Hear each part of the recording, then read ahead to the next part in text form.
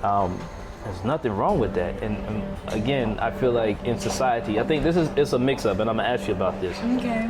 How do you see the relationship between the masculine and the feminine in this day and age? It's imbalanced, broken. Both of us, both the masculine and feminine, missing out on the natural gift of fully embodying one's masculinity or femininity in relationship to one another. Right.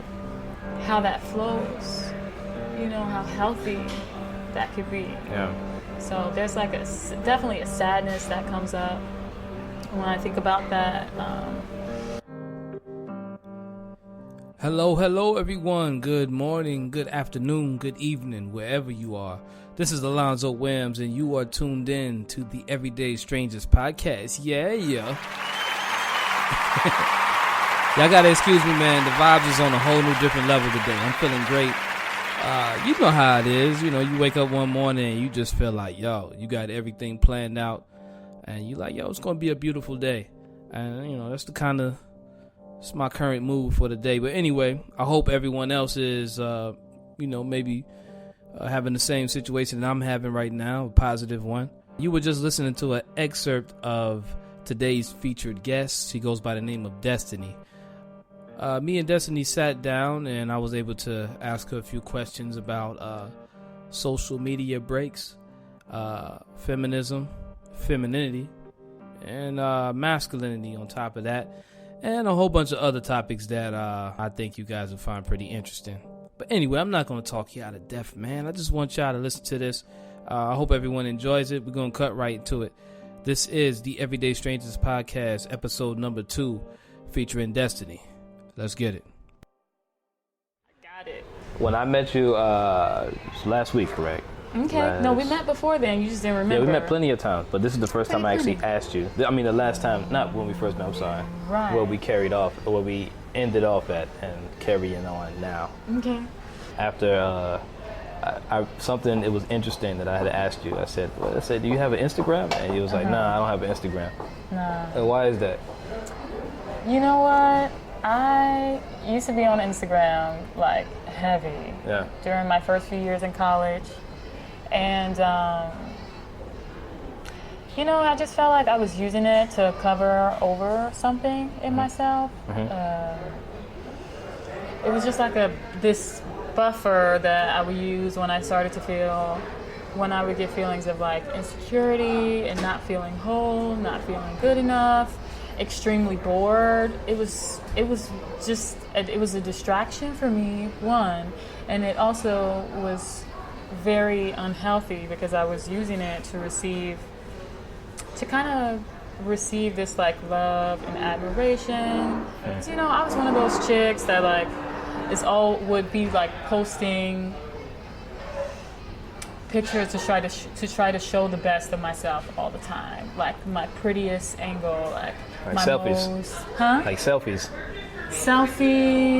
Me like anything. I would just want to show it off, That's interesting. You don't seem like the type that I mean, and not that I hate to say you don't seem like, but I mean, okay. But that's probably the last thing. If I were to try to guess, like, okay, what kind of person is she like? I wouldn't imagine you taking selfies. That's hard for me to believe. Right, because I'm so different now. I mean, my core is the same. It still feels like Destiny, who I've been my whole life. Yeah. But so many things have evolved and changed about me, and getting rid of the social media like really helped me tune into like the reality of my experience as Destiny in this life, right here, tangible. And so instead of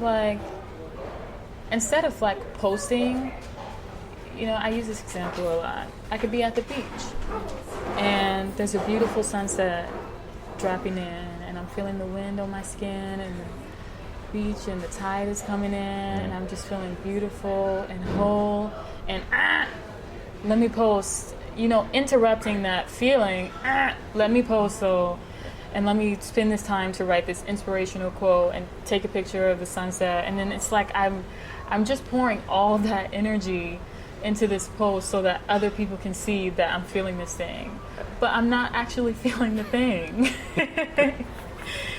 And so it was so painful for me to kind of come to that truth, because I was so attached to social media. Like, that became an outlet of expression, validation, all that, you know, men.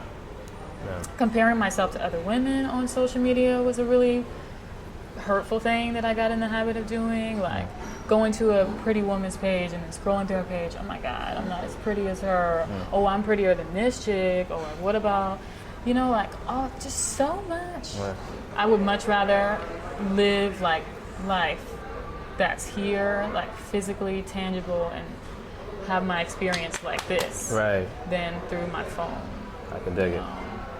I don't know. I actually found it very intriguing, very interesting, because I'm the type that takes a lot of breaks from social media. Oh, really? I'm a big advocate on fasting, right? Rather it be fasting from food, fasting from, I don't know, watching certain TV shows, but especially fasting from social media. Okay. Because a lot of the like you said, a lot of things you describe that you feel affects you as an individual. Right. Like, I think that occurs to a lot of people as well. I think a lot of people are in it, but they don't know exactly why they feel the way they feel. Right. Because they're that much consumed into it.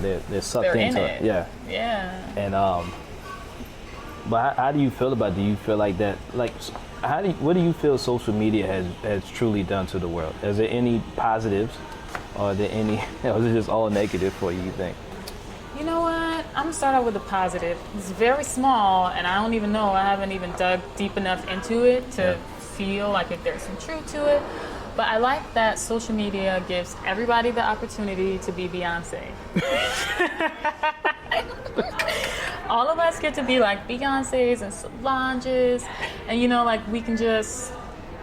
What's great is that we can show the good, like, we can show our glory. You know, and it's more people can be exposed to it than before social media was here, whereas it was just, and, you know, someone actually brought this to my attention a while ago. So this is sort of his idea, but I was like, yeah, that's cool. But, you know, famous people being like famous, and like a lot of people seeing your beauty and your talents is kind of something that's always, before social media, it was reserved to just superstars. True. Whereas social media kind of gives everybody the opportunity to like have light and glory and beauty, like fame, all that, you know, talent. Yeah. So just that, you know, everybody can feel special, you know, in a way that kind of wasn't accessible to the normal everyday person if you weren't famous. Right. But yeah, I think it's mostly just desensitizing us to the reality of how we really feel. Like, I see people now, I see so much of myself in like women. I'll see like on the bus, when I'm walking, when I'm at work, who are just like scrolling. Right. And I can see they're not, it's just like there's so much pain there, and we're just trying to like mask it through the social media. It's like it can like help us skip over uncomfortable feelings, like the uncomfortable emotion you talked about you were feeling when you were on that trip in New York. Yeah. The feelings need to be felt and processed in order for us to be able, like, to become healthy, whole human beings, I think. Yeah. And social media kind of like cuts off that process and gives us something to like to kind of mask over the process, and so we never get to process our negative emotions. And we do it in that we think we're doing it like, oh, let me just go post this beautiful picture because I'm feeling real insecure. You know, I just took a few fly pics at the drum circle last week. I'm gonna just post that, get all these likes, and for a little bit it feels really good. Right. But that emotion, that deep emotion of insecurity and fuck, I'm not enough, like my life, I'm just not fucking happy. That thing does not get attended to, does not get nurtured. You know, and so it just always remains. And so I think it's social media and phones disconnects us from ourselves. It disconnects us to other people around us, to the reality of other people's emotions and what they're going through, because we can just pull out our phone and look in there. Yeah. And it disconnects us from the earth. Right. How old are you right now? I'm 23. 23, okay. So then, do you remember how things kind of evolved technology-wise, or? Somewhat, a little bit, because I didn't have a phone until I was in 7th grade. Right. I had a Razor phone, a pink one. It was fly. Oh, the Razor. I could only call 3 people: my mama, my nana, and my daddy. 3 numbers. But I would like pretend I was texting in class. Hold on, let me text. You know when you used to have to like record the song you wanted as your ringtone? Yeah. Everybody shut up. Tell everybody to be quiet in the car.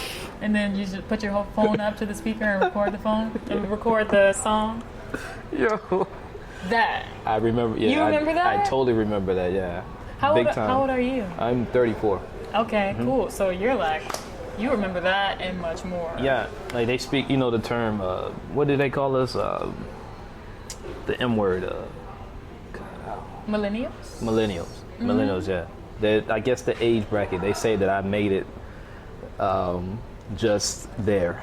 Actually, I'm like one of the people my age are like the people who we really seen their whole transition, like from like when before it was Mac, it was Macintosh computers. You know what I'm saying? You had games like Amazon Trail and stuff like that. Like, do you see? Yeah, that's that's definitely. But so it's like we were there when the internet had first came, and it wasn't something that big. It was fascinating, but it wasn't as big as it is today, right? Right. So we witnessed like the total evolution of technology. Wow. So for a person like me, it's awkward, but at the same time, it's something I'm able to handle because I still have, I still know what life looks like without that kind of technology. Right. I guess due to my age or whatever. Man, it might not even be your age. It might just be you being connected with how you feel and finding healthy ways to process your emotions. Like that can be that is a factor in what keeps you kind of so strong when you're in that world. Yeah, definitely. So, what was I about to ask you? Okay, cool. So, you, like I said, the last time that we did see each other, you were actually reading a book. I was. Now, here's how coincidental life can be sometimes. I'm familiar with the book. Okay. It's called, I thought you were going to ask. I was like, let me say it. No, it's called Cunt, right? It's called Cunt. The name of the author, I don't know the author's name. Can't think of her name at the moment. Ingra? I think it's Ingra something. Yeah. We could get her name. Maybe you put it in the notes or something for notes, people to read. It's all women. Yeah, and I noticed that. Gotta read that book. I'm telling you. It was interesting to me because, and maybe because I'm different, right? I have a very a good filter, right? In other words, I know how to receive things that are for me, and anything that isn't for me, it's like, don't take it so serious. My God, you're so talented. But this comes from a lot of growth, though. Right. But when I noticed a while ago, this was before I had spoke to you, and before I even saw you reading the book, I had already known about the book, and it was a moment where we get a lot of bad reviews from like guys and everything. And my thing was, on that book? Yeah, it was bad reviews. And the first question I had is like, why are guys doing reviews on this book? I was like, yo, what's going on? Like, maybe their girlfriends are reading it. I'm assuming, yeah, but it's not really. I mean, honestly. Ever since you start reading that book and shit, you don't be. Yeah. Like, come on, bro. I was like, this is strange, man. But when I hear a woman review it, I was like, okay, well, I understand. This is definitely. Oh snap! You got? It's good. It's definitely for. The book is definitely for the empowerment of women. There's nothing wrong with that. And again, I feel like in society, I think it's a mix-up, and I'm gonna ask you about this. Okay. How do you see the relationship between the masculine and the feminine in this day and age.